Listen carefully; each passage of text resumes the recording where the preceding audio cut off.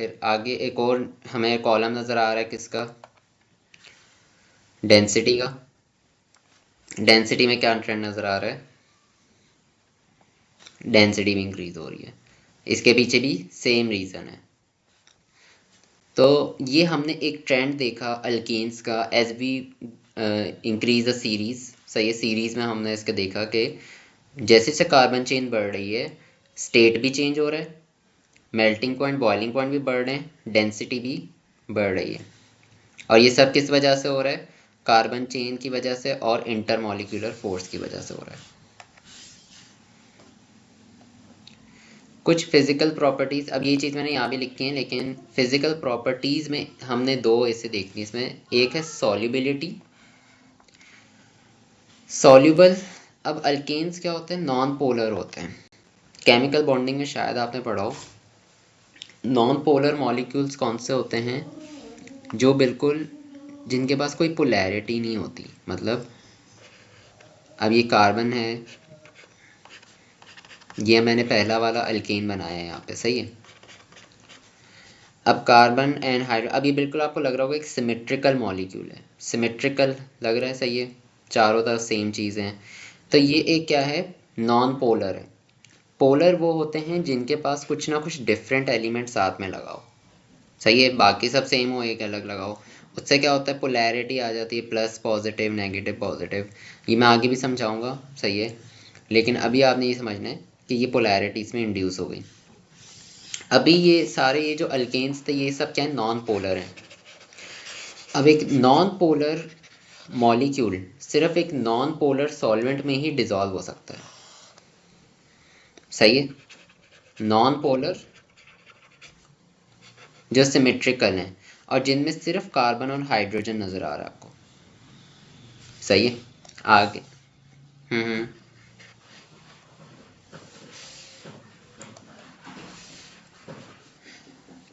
अगर चारों OH लगे हुए, चारों OH लगे हुए फिर भी वो नॉन पोलर है, क्योंकि आपने वही बात कर दी, सिमेट्रिकल है। हम्म, सही है। तो वो नॉन पोलर, सही। अब नॉन पोलर सिर्फ नॉन पोलर के साथ ही फोर्सेस बना सकते हैं, सही है। नॉन पोलर से नॉन पोलर के साथ ही फोर्सेस। और इसमें कौन सा एक नॉन पोलर सॉल्वेंट है हमारे पास, CCl4। अब ये भी देख रहे हो आप, सी कार्बन है उसके साथ 4 क्लोरीन लगे हुए होंगे, तो ये भी सिमेट्रिकल है, तो ये नॉन पोलर हुआ। तो ये अल्केन सिर्फ इसके अंदर ही डिजॉल्व हो सकते हैं। अच्छा, पोलर सॉल्वेंट कौन सा होता है, जैसे वाटर है ना, वाटर पोलर है। अब आप किसी ऑर्गेनिक कंपाउंड को वाटर में डिजॉल्व कराने की कोशिश करोगे नहीं होगा, क्यों, क्योंकि वाटर के पास अलग टाइप ऑफ फोर्सेज हैं, इनके पास अलग टाइप ऑफ फोर्सेज हैं। फोर्सेज ही जब मैच नहीं करेंगी तो ये डिजॉल्व कैसे होंगे, सही है। तो पोलर जैसे वाटर के अंदर पोलर मॉलिक्यूल्स ही डिजॉल्व होंगे बस, ये वाले नहीं होंगे।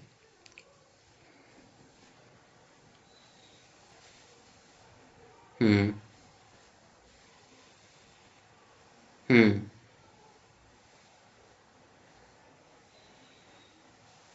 हम्म।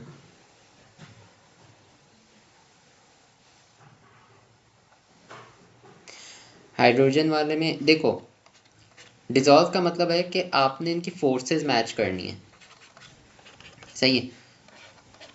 ये पहले तो आपको पता होना चाहिए कि नॉन पोलर है, अगर ये है तो इसके अंदर कौन सी टाइप ऑफ इंटरमॉलिक्यूलर फोर्स होगी, that is weak van der Waals forces, सही है।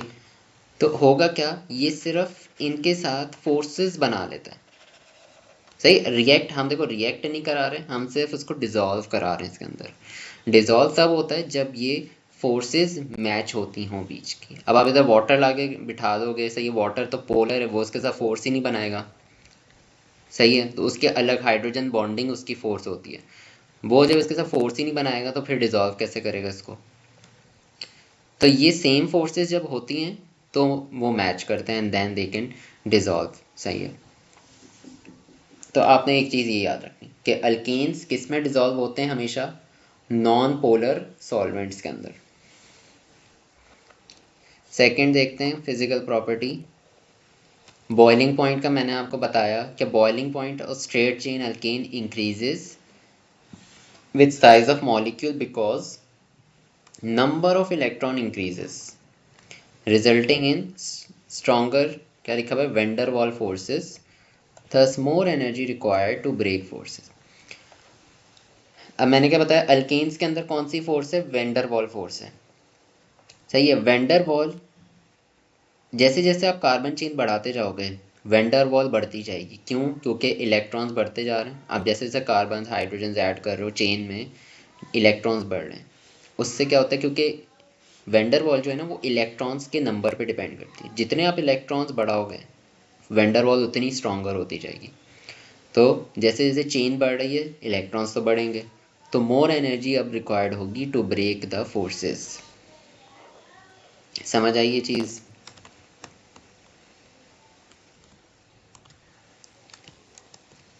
आगे बढ़ते हैं। और लास्ट लिखा हुआ है वॉलेटिलिटी। वॉलेटिलिटी का मतलब, वॉलेटाइल का मतलब एक चीज़ जो बहुत थोड़ी वीक हो, जल्दी इवेपरेट हो जाए, जल्दी वेपराइज हो जाए। सही है। तो इसमें क्या कॉन्सेप्ट दिया हुआ है, branched alkanes are more volatile than straight because they have lower surface area resulting in weaker van der Waals. अब इसका क्या मतलब है, अब मैंने एक ही अल्केन लिया, जैसे मैंने ब्यूटेन लिया, ब्यूटेन ऐसे बनता है 4 कार्बन के साथ। अगर मैं इसी ब्यूटेन का एक ब्रांच बना दूं ऐसे करके, स्टिल ये ब्यूटेन है लेकिन कैसा ब्यूटेन है, ब्रांच्ड है। अब फोर्सेस कैसे बनती है, जब आप इसके सामने एक और ब्यूटेन को लाके बिठा दो और इसके सामने भी इसके जैसा ब्यूटेन लाके बिठा दो। सही है। अब फोर्स कैसे बनेगी, कार्बन टू कार्बन। इधर कितने कार्बन फोर्स बना रहे हैं, 4।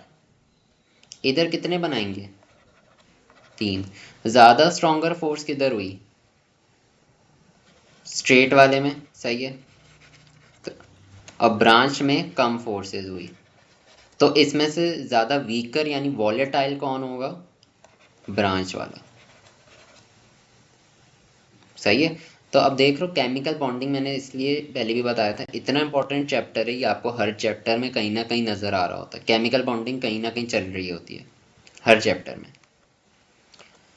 ये हो गया हमारे पास। सही है। तो ये हमने 3 फिजिकल प्रॉपर्टीज़ को और भी देख लिया।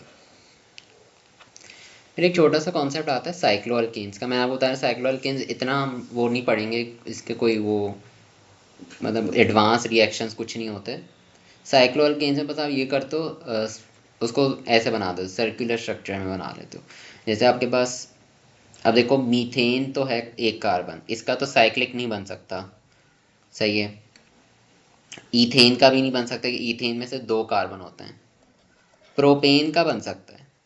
सही है। प्रोपेन का मैंने यहाँ पे बनाया हुआ है क्योंकि प्रोपेन में कितने कार्बन है, 3। तो पहला साइक्लिक स्ट्रक्चर किससे बनेगा, हमेशा प्रोपेन से। फिर अगला देखो ब्यूटेन का है।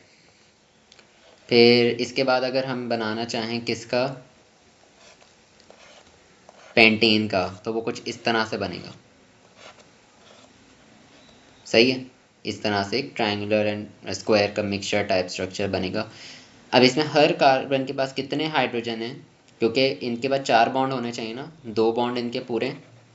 सही है। 2-2 बॉन्डेड सबने किए हुए हैं। आपने इसके साथ कितने हाइड्रोजन लगाने, और 2। इसके साथ भी 2। हर किसी के साथ 2-2 हाइड्रोजन लगेंगे, सबके वो जो वैलेंसी वो पूरी हो जाएगी। तो ये बस साइक्लिक में अभी हम यहाँ पर देखेंगे।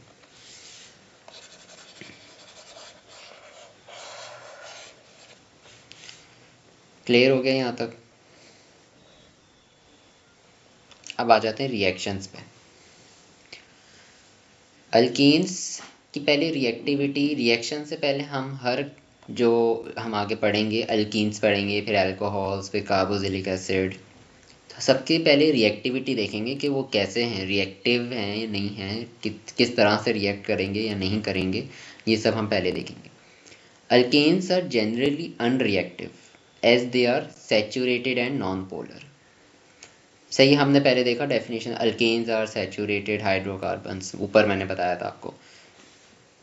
तो अल्केन्स अगर सैचुरेटेड है, मैंने क्या बताया था, सैचुरेटेड मतलब कि उनके पास और जगह नहीं है किसी को भी अकोमोडेट करने के लिए, दे आर फुल। तो अगर अल्केन पहले से ही फुल है तो उसको क्या ज़रूरत किसी से रिएक्ट करने की, वो तो बोलेगा ना मैं ऑलरेडी फुल हूँ, मुझे ज़रूरत नहीं किसी से रिएक्ट करने की।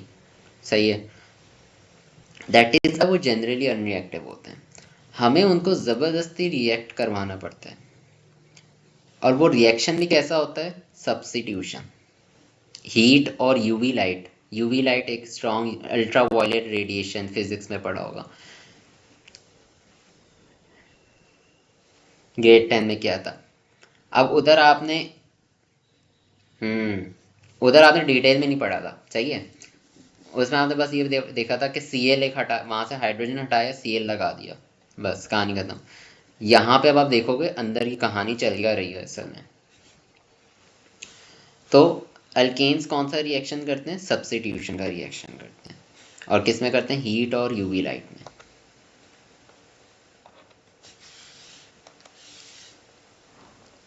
पहला रिएक्शन, अब ये अलग रिएक्शन है, सही, ये बेसिक रिएक्शन है, ये हर कोई हाइड्रोकार्बन या हर कोई ऑर्गेनिक कंपाउंड करेगा ही करेगा, ये मैंने पहले यहाँ पे लिख दिया है, सही है। कंबशन, कंबशन क्या होती है? दो तरह की होती है। कंबशन का मतलब आप ऑक्सीजन में किसी कंपाउंड को जला रहे हो, सही है।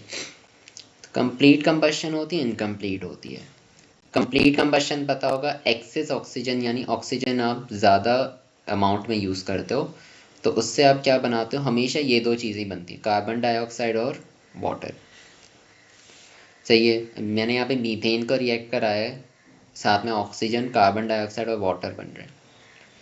अब हर बार तो मैं यहाँ पे बैलेंस करने नहीं बैठूंगा ना, टाइम वेस्ट होगा, तो इंस्टेड मैंने यहाँ पे क्या किया, एक जनरल फार्मूला बना दिया। फार्मूला क्या, देखो, ये Cx यानी इधर जो भी नंबर होगा वो आपने यहाँ लिख दिया, कार्बन कार्बन डाइऑक्साइड के साथ लिख दिया। y जो था उसका आपने अपॉन 2 यानी हाफ करके यहाँ पे नंबर लिख दिया, सही। ऊपर देखो, साथ में मैच करते जाओ, कार्बन 1 था, 1 लिख दिया। अब यहाँ पे 1 लिखूंगा तो नहीं मैं, कार्बन डाइऑक्साइड के साथ। हाइड्रोजन 4 था, मैंने उसका हाफ यहाँ लिख दिया, 2। और ऑक्सीजन के साथ आप क्या लिखोगे? x प्लस वाई अपॉन 4, या बस कैलकुलेट करोगे डायरेक्ट, क्योंकि यहाँ पे मोस्टली बच्चे फंस जाते हैं, यहाँ पे ऑक्सीजन को बैलेंस करने में उनका टाइम वेस्ट हो जाता है। आपने बस क्या करना है, x प्लस वाई अपॉन 4, यानी 1 प्लस 4 अपॉन 4, क्या बन जाएगा? 2, सही है ना। 1 प्लस 4, यहाँ पे लिख देता हूँ आपको, यहाँ ये 2 कैसे आया? 1, x 1 है यहाँ पे, y क्या है? 4, और अपॉन 4, 4 और 4 कैंसिल, 1 बचता है, 1 और 1 क्या होते हैं? 2 होते हैं। Simple is that. इससे इस फॉर्मूले को याद रखोगे, डायरेक्टली आप जल्दी जल्दी कर सकते हो, ज़्यादा टाइम भी नहीं लगेगा।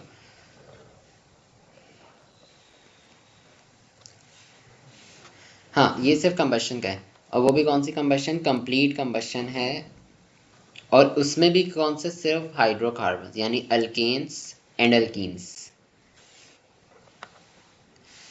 अच्छा, अगर मैं आपको एक दूँ कंपाउंड करने को, लाइक सी, आप मुझे C4H10 यानी ब्यूटेन का मुझे कंबशन इक्वेशन बताओ बैलेंस करके,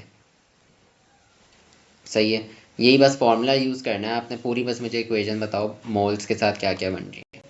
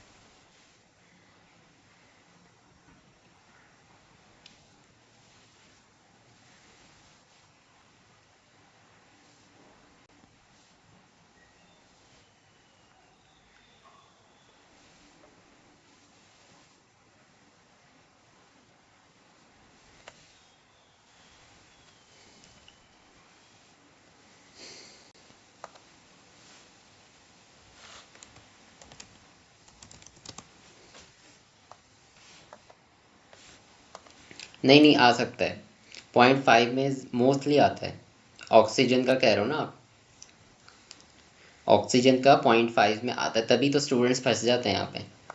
सही है, तो जो आ रहा है ना आंसर वो आएगा उधर, मतलब लाइक 6.5 है या 5.5 है। हाँ लिख सकते हो, सही है, it's allowed. Hmm hmm hmm hmm 5H2। तो अब ये आप पे डिपेंड करता है, या तो आप इसको ऐसे ही रखो या फिर आप पूरी इक्वेशन को 2 से मल्टीप्लाई कर दो। अगर आपको 0.5 हटाना है तो आप 2 से मल्टीप्लाई करो, ये 2 हो गया, ये कितना हो जाएगा 13, ये हो जाएगा 8, ये हो जाएगा 10। दोनों ऑप्शन होते हैं, एग्जामिनर दोनों अलाउ करता है, दोनों सही हैं।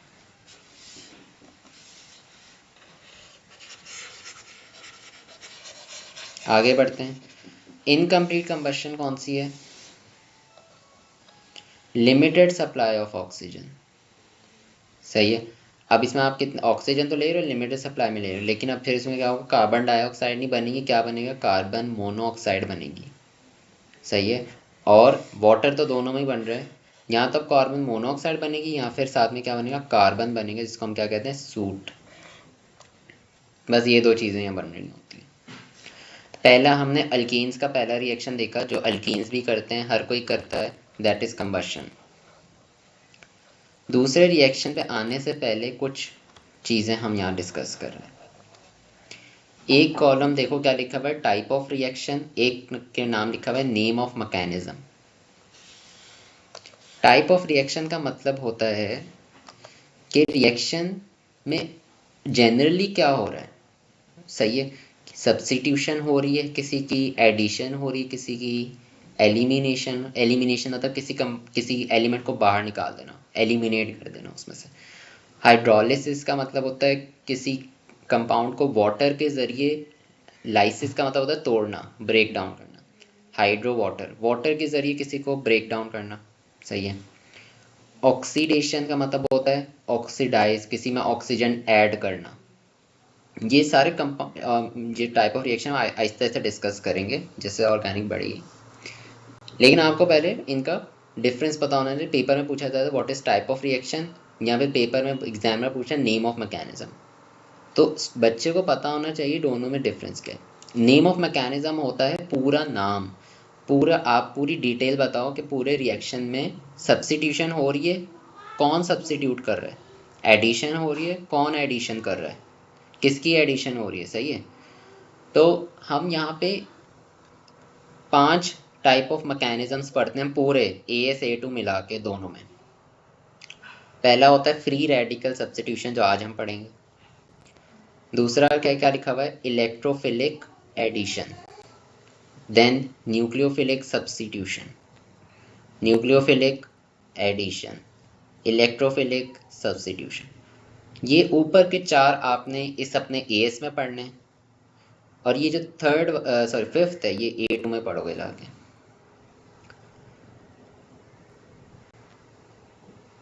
हम्म। हाँ, मैं यूट्यूब पे आपको लिंक भेजा था। सही है। ओके। तो फ्री रेडिकल सब्स्टिट्यूशन का मतलब कि सब्स्टिट्यूशन हो रही है, लेकिन किसकी हो, कौन कर रहा है कि सब्स्टिट्यूशन, फ्री रेडिकल है कोई। एडिशन किसकी हो रही है, किसी इलेक्ट्रोफाइल की हो रही है। सब्स्टिट्यूशन कौन कर रहा है कि न्यूक्लियोफाइल कर रहा है। ये मतलब होता है पूरे मैकेनिज्म। मैकेनिज्म क्या बताता है, टाइप ऑफ रिएक्शन बताता है, और कौन कर रहा है आके ये भी बता देता है।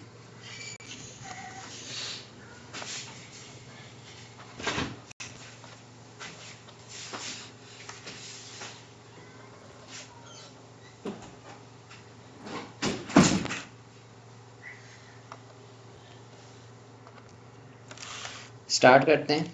Free radical substitution. अच्छा, इसका एक और नाम भी क्या होता है, हेलोजिनेशन। हेलोजिनेशन, हेलोजेंस पता है कौन से एलिमेंट्स होते थे, ग्रुप 7 के हेलोजेंस कहते थे हम उन्हें पीरियोडिक टेबल में। तो यानी आप किसी हेलोजन को फ्री रेडिकल बना के यहाँ पे क्या कराओगे, सब्स्टिट्यूट कराओगे, ये मतलब है सर। अच्छा, सबसे पहले फ्री रेडिकल हमें बनाना है, सही है। फ्री रेडिकल कहीं ना कहीं से तो बन के आएगा ना, फिर उसको सब्स्टिट्यूट करेंगे। पहले बनाते हैं इसको। A covalent compound can be broken down into two ways. अब एक कोवलेंट कंपाउंड एक है, सही, उसका जो बॉन्ड है बीच में, उसको आप दो तरह से तोड़ सकते हो। एक होमोलिटिक फिजन होती है, एक हेट्रोलिटिक फिजन होती है। होमो का मतलब फिजन तो पता ना, फिजन मतलब किसी चीज़ को तोड़ना। अब होमोलिटिक का मतलब है कि आप कोवलेंट बॉन्ड को इवनली डिस्ट्रीब्यूट करो, इवनली तोड़ो, कि एक एक इलेक्ट्रॉन दोनों को दे दिया आपने। देख रहे हो उधर ए और ए के बीच में कोवलेंट बॉन्ड था, दोनों ने एक एक इलेक्ट्रॉन ले लिया और अलग हो गए। यहाँ पे क्या बना लिया आपने, इनको फ्री रेडिकल्स बना दिया।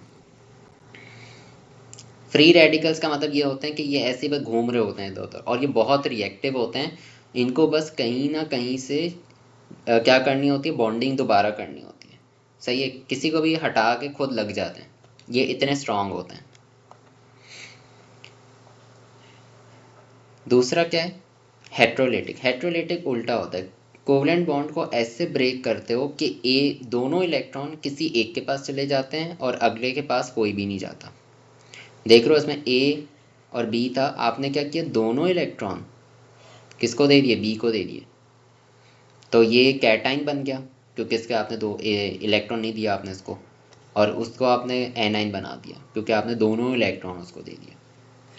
यहाँ पे अभी मैं बता रहा हूँ वैसे, सही है, एक आपने इलेक्ट्रोफाइल बना लिया, एक आपने न्यूक्लियोफाइल बना लिया। इधर इलेक्ट्रोफाइल वो होते हैं जिनके पास इलेक्ट्रॉन की कमी होती है, न्यूक्लियोफाइल वो होते हैं जिनके पास इलेक्ट्रॉन होते हैं ज़्यादा टू रिएक्ट। अभी थोड़ा सा इसको मैं दोनों कॉन्सेप्ट अल्कीन्स में जाके ज़्यादा देखेंगे इसको। अभी हम किस पे फोकस हैं, फ्री रेडिकल पे, सही है। फ्री रेडिकल देख लिया कैसे बनाया हमने, through the homolytic fission. Free radical की डेफिनेशन आ जाती है, याद कर लेना, एन एटम और group of atoms with an unpaired electrons formed from homolytic fission. एक अनपेयर्ड इलेक्ट्रॉन आपने उसको दे दिया था, जो आपने कैसे बनाया था, फ्रॉम होमोलिटिक फिजन से।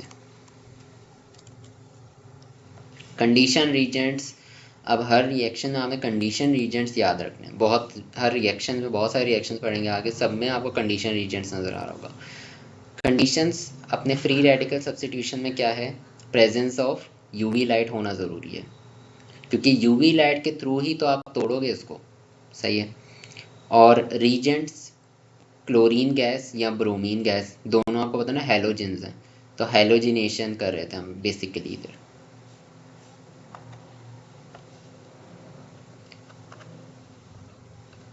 अब देखो,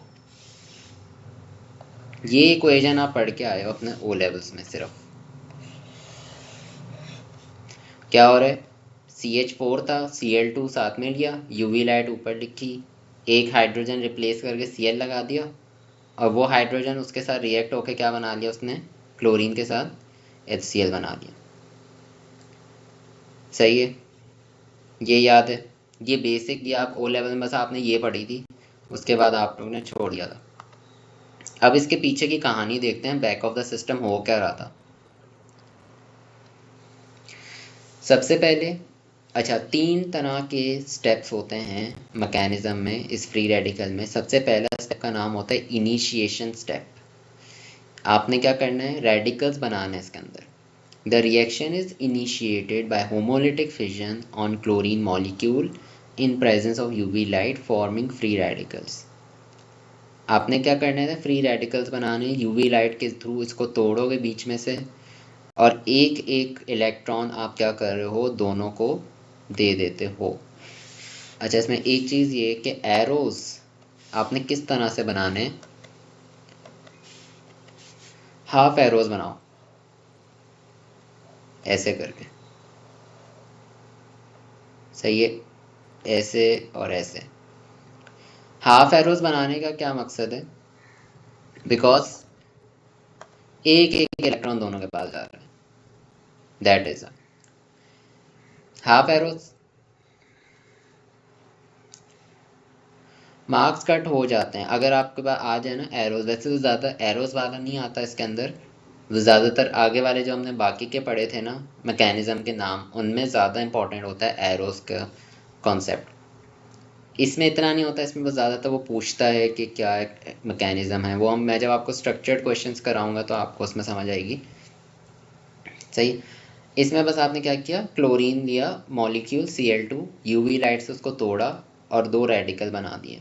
पहला स्टेप समझ आ गया क्या किया हमने इधर।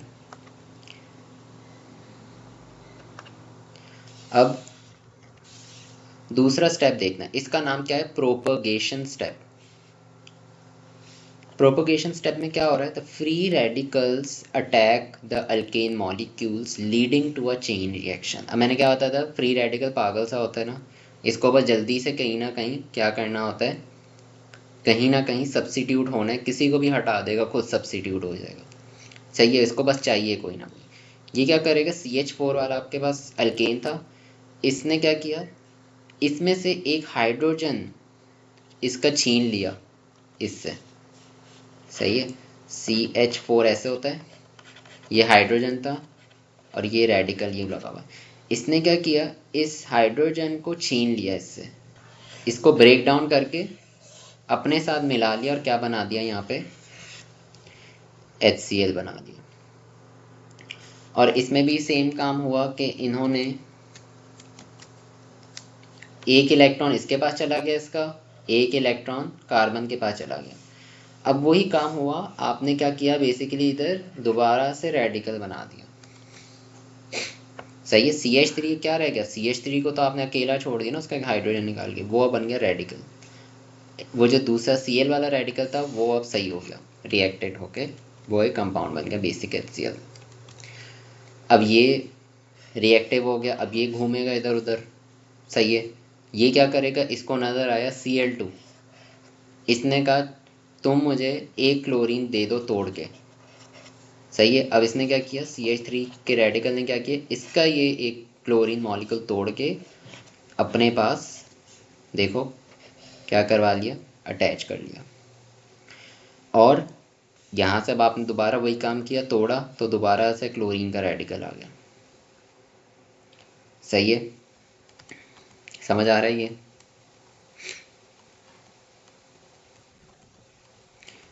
फिर आगे देखो क्या हो रहा है, दोबारा से अब यहाँ से ये CH3Cl है, ये इस क्लोरीन का रेडिकल आया, इसने अब क्या करना है, दोबारा हाइड्रोजन एक निकालना है इसमें से, CH2Cl का रेडिकल बनाया, HCl बनाया दोबारा। अब ये वहाँ पे आया, इसने दोबारा Cl2 लिया, उसको तोड़ा। तो अब आप देख रहे हो आहिस्ता आहिस्ता मीथेन का मॉलिक्यूल किस में कन्वर्ट होता जा रहा है, CCl4 में कन्वर्ट होता जा रहा है। सही ना, ऐसा एक वक्त आएगा कि सारे हाइड्रोजन्स खत्म हो जाएंगे और क्लोरीन रह जाएंगे सिर्फ।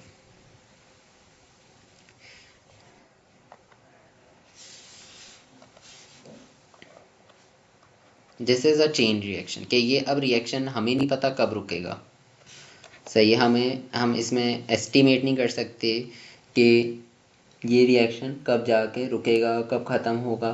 क्या सारे, अब ज़रूरी नहीं सारे जो आपने, जैसे अगर आपने एक जार लिया उसके अंदर आपने बहुत सारे CH4 लिए हैं, अब ज़रूरी नहीं सारे CH4 ही कन्वर्ट हों किस में, CCl4 में। कुछ ऐसे भी रह सकते हैं, कुछ ऐसे भी रह सकते हैं। सही है, इट्स कुछ ये भी आपको मिल जाएंगे, Cl2 भी मिलेंगे आपको।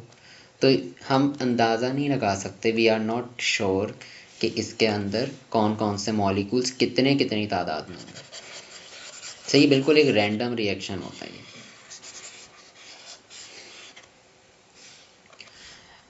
ये हो गया प्रोपोगेशन स्टेप। अब लास्ट स्टेप रह गया हमारे पास कौन सा, दैट इज टर्मिनेशन। सही है, मैंने बताया ना अब ये चेन रिएक्शन है, अब ये कहीं ना कहीं टर्मिनेट तो होना चाहिए ना, ऐसे तो वरना ही चलता रहेगा। तो इसको टर्मिनेट करना है कब, जब फ्री रेडिकल्स जो बच गए थे वो आपस में ही अब क्या करेंगे, मिल जाएंगे। जब उनको कोई नहीं मिलेगा ना अलग करने के लिए, कोई एक नॉर्मल मॉलिक्यूल नहीं मिलेगा, तो वो क्या करेंगे, आपस में दोबारा जुड़ जाएंगे। तो जैसे क्लोरीन क्लोरीन के अगर रेडिकल्स हुए उसके अंदर तो वो आपस में जुड़ गए, CH3 के रेडिकल हुए, ये बन गए। सही है, CH3 बन गया। CH3Cl मिलके क्या बन गया, CH3Cl बन गया। तो ऐसे हमारे पास डिफरेंट डिफरेंट प्रोडक्ट्स बने, मल्टीपल प्रोडक्ट्स बने। अच्छा, इस रिएक्शन की ये स्टेप है, दिस स्टेप हैज, मैं इसको बोलूँगा लोएस्ट एक्टिवेशन एनर्जी।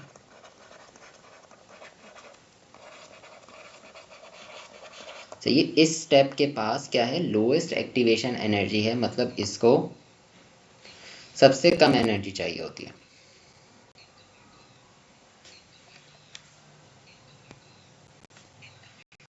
ओके, यहाँ तक ले गया।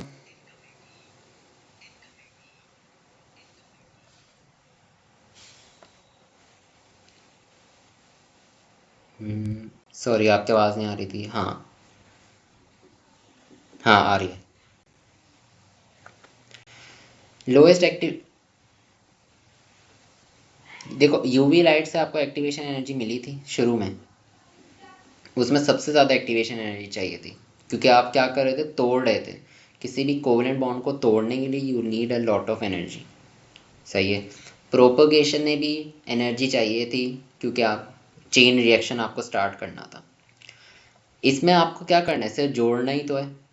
अब जोड़ने के लिए किसी को इतनी एनर्जी नहीं चाहिए होती। सही है, और फ्री रेडिकल्स तो वैसे ही इतने क्या होते हैं, रिएक्टिव होते हैं, तो इनको आपस में मर्ज करने के लिए you don't need that much energy. यहाँ पे ये हमारे पास अब एल्केन्स में से ये एक ही होता है, सही है, रिएक्शन जो चल रहा होता है। अब इसके कुछ क्वेश्चंस करते हैं, एमसीक्यूज पहले मैं कराता हूँ, सो दैट आपको थोड़ा आइडिया हो कैसे क्वेश्चंस आते हैं इसके।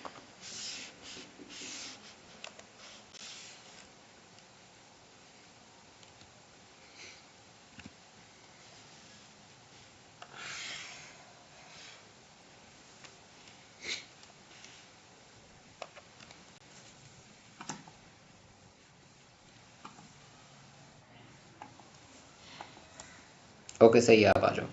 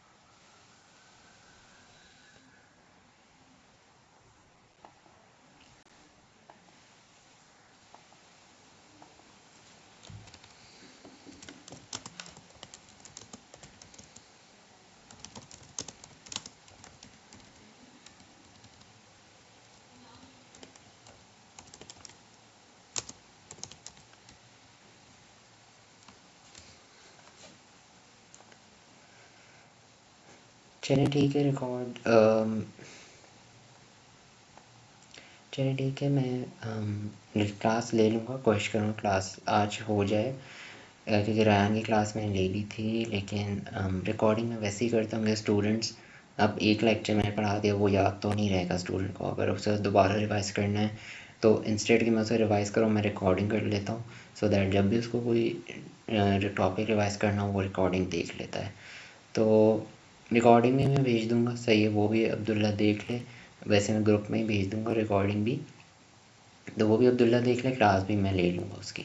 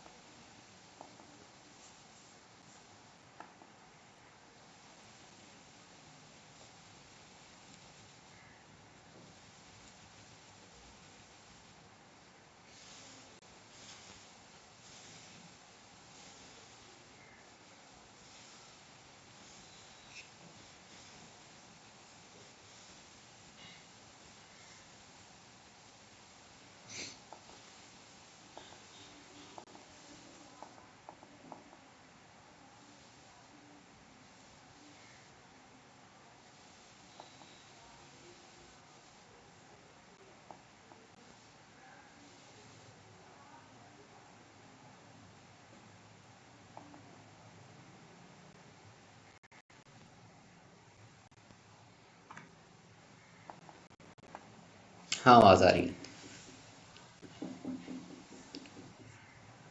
अच्छा ये दो मैंने एमसीक्यूज यहाँ लगाए हैं, सही है। ट्राई करो इनको कैसे होंगे। फर्स्ट वाला तो आसान है।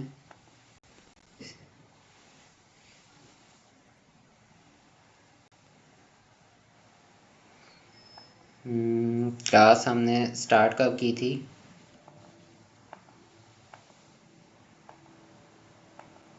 फिर आप आई थिंक लेट है ना, 10 मिनट लेट था तो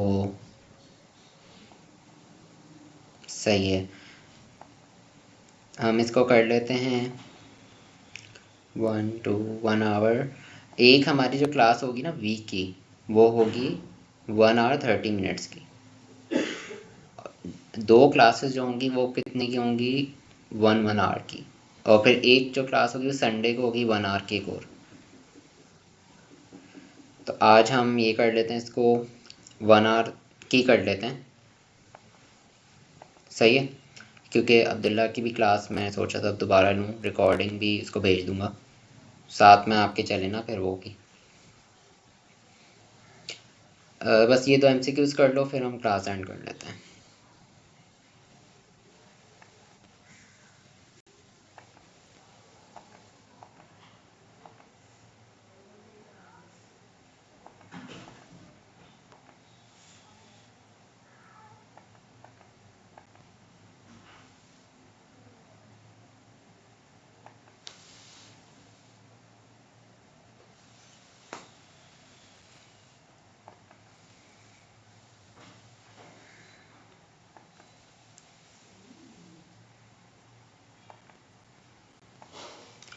फर्स्ट वाला तो आसान है, इस पर क्या लिखा हुआ है फर्स्ट वाले का? हम्म, ये बस एमसीक्यूज करोगे दो वाले।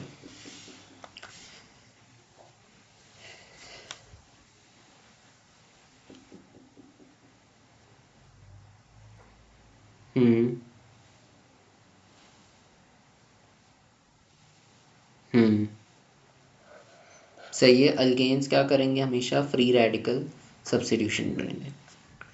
Second, which equation represents a valid propagation step in the chlorination of ethane. यानी ऊपर जब मैंने प्रोपगेशन स्टेप्स पढ़े थे उसके हिसाब से सही वाला कौन सा लग रहा है आपको?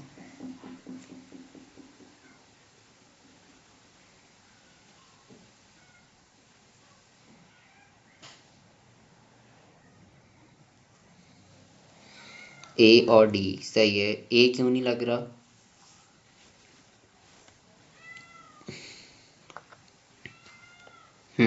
गुड। हाइड्रोजन कभी भी फ्री रेडिकल नहीं बनेगा, याद रखना, सही है। ए भी फिर सी भी गलत हो गया। डी क्यों आपने गलत बोला? क्योंकि ये कौन सा स्टेप है? हम्म हाँ ये कौन सा स्टेप है डी में जो हो रहा है?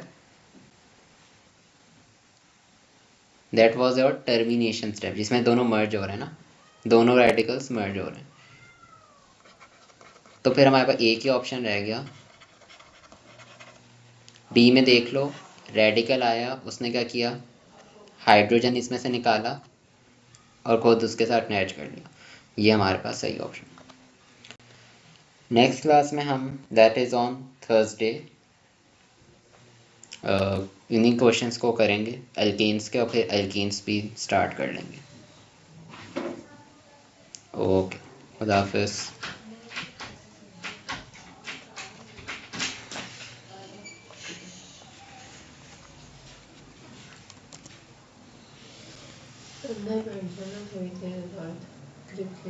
क्या? मुझे याद तो नहीं है, पढ़ तो रही नहीं हो।